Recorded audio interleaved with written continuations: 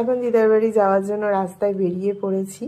তো এটাই বলছিলাম আমি তোমাদেরকে, কিন্তু ভয়েসটা দিতে পারলাম না, কারণ এত আওয়াজ হাওয়ার আর গাড়ির, ওই জন্য ভয়েস ওভার দিতে হচ্ছে।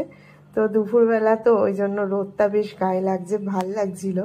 আর এখন যাচ্ছি রাজারহাট দিয়ে। তো সামনেই জানো তো আমার দিদি নাম্বার 1 খেলতে এসেছিলাম, সেই স্টুডিওটা।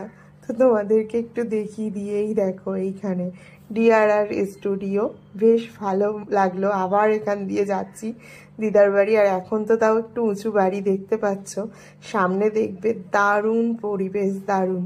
কিছুদিন আগে গেছিলাম 1 মাস মতন, আবার যেতে পারছি, খুব ভাল লাগছে। আর ওয়েদারটা তো তার সঙ্গে খুবই সুন্দর, একদম ঠান্ডা, রোদ ঝলমল করছে।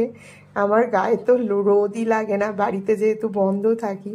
তো আজকে বেশ অনেকটা গায়ে রোদ নিয়ে নিয়েছি। তো সেটাই বলছিলাম। আর এত সুন্দর রাস্তা, পুরো ফাঁকা দুদিকে, এদিকে তো পুরো জল, একদিকে সবুজ গাছে ভর্তি। মানে এমনিই মনটা ভালো হয়ে যায় এখানে আসলে, জানো তো। এই জন্য আমার দিদার বাড়ি যেতে খুব ভাল লাগে।